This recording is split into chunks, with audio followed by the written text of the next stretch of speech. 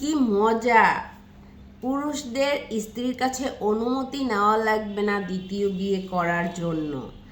আসলে পুরুষ তো বিয়ে করতে চায় না, পুরুষ তো নিজের টুনুপুনুর মজা নিতে চায়। কারণ একটা পুরুষের দায়িত্ব থাকে মা বাবার প্রতি, স্ত্রী সন্তানের প্রতি, ভাই বোনের প্রতি। তো এত দায়িত্ব কর্তব্য, এবং এখন যে বাজার মূল্য, এত টাকা পয়সা, এক একটা মানুষ চালানো, সন্তান, মা বাবা, স্ত্রী, তারপরে ভাই বোন, একটা পুরুষের কাঁধে অনেক দায়িত্ব। এতে একটা পুরুষ একটা স্ত্রীকেই ঠিকভাবে চালাতে পারে না, সে দ্বিতীয় বিয়ে করতে চায়, তৃতীয় বিয়ে করতে চায়। কি জন্য? তার শারীরিক মানসিক চাহিদাটা যেন সে ৩-৪ জনের সাথে মজা নিতে পারে। হাজারো মেয়ে মানুষ আছে স্বামীর অক্ষমতা, স্বামীর অসুস্থতা, অনেক কিছু নিয়েও সমাজে দেখানোর জন্য সংসার করে, সন্তানের দিকে তাকিয়ে সংসার করে যে না, আমি চলে গেলে আমার সন্তান কার দিকে তাকাবে, বা আমার মা বাবা, মানুষ, সমাজ আমাকে বলবে এই মেয়েটা প্রথম হাজব্যান্ড ছেড়ে দ্বিতীয় জায়গায় বিয়ে করেছে। এই জন্য অনেক মা বোন আছে সারাটা জীবন কাটিয়ে দেয় শ্বশুর বাড়িতে, এক স্বামীর ঘরে, স্বামী নেশাখোর থাকে, খারাপ থাকে, দেখতে ভালো না, তারপরও তার সংসার করে সমাজের জন্য, সন্তানের জন্য, মা বাবার জন্য, মানুষ কি বলবে সেজন্য। স্বামীর অনেক অক্ষমতাও সে স্বীকার করে নেয়, কষ্ট করে মেনে নেয়। তারপরও পুরুষ কি বলে 4টা বিয়ে করা ফরজ সুন্নাত। আসলে ইসলামে বা আমাদের হযরত মুহাম্মদ সাল্লাল্লাহু আলাইহি ওয়াসাল্লাম সে বিয়ে করেছিলেন গরিব, বিধবা, বয়স্ক, যাদের দেখাশোনার মতো কেউ নাই, তাদের তো নিয়ে সে মানে শারীরিক মানসিক চাহিদা মেটানোর জন্য তো বিয়ে করে নাই। কিন্তু এখনকার পুরুষ নিজের বউ ভালো লাগে না, অন্য মহিলাদের ভালো লাগে, 2-3টা বিয়ে করতে ভালো লাগে, 2-3 জায়গায় বাচ্চা কাচ্চা মানে নিবে, তারপরে ওই বউ ছেলে মেয়ে অশান্তি হবে, এটাই করে। কারণ এখন মানুষের খরচ বেশি।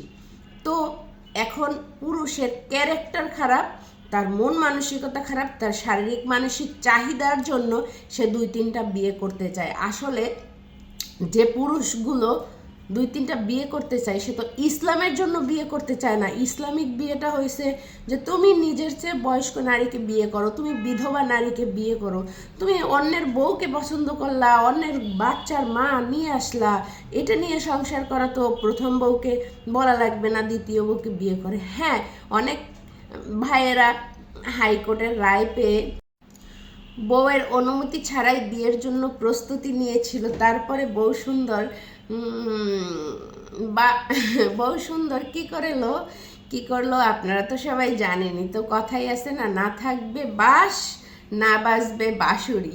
তো তুমি যেটার জন্য বিয়ে করতে যাবা, লাফালাফি করবা, ঠিকই আছে। অনেক প্রবাসীরা আছে, অনেক পুরুষরাই আছে বিয়ের জন্য লাফালাফি করে।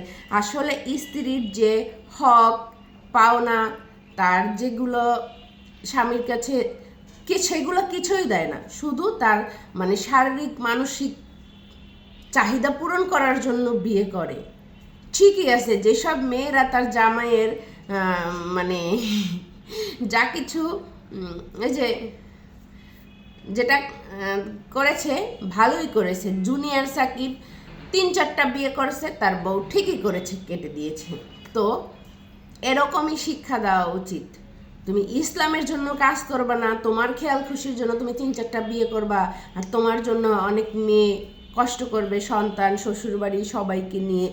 শ্বশুরবাড়ির সবার কাছে অনেক স্বামীরা বিয়ে করে তো প্রথম স্ত্রী অনেক কষ্ট করে, সবার সাথে সামলে থাকতে হয়, স্বামী খরচ দেয় না, টাকা দেয় না।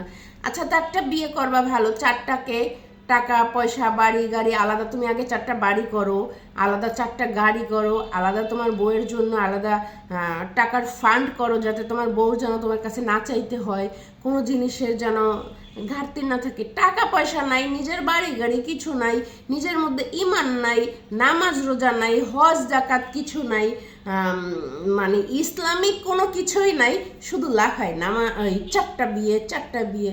বাটা ঠিকই করেছে যাদের বউরা কি কাটা বাসও থাকবে না, বাসিও বাজবে না। ঠিকই আছে, একবারে খুশি হয়েছি। ওইসব আপুদের আমি ধন্যবাদ দিতে চাই, পুরস্কৃত করতে চাই।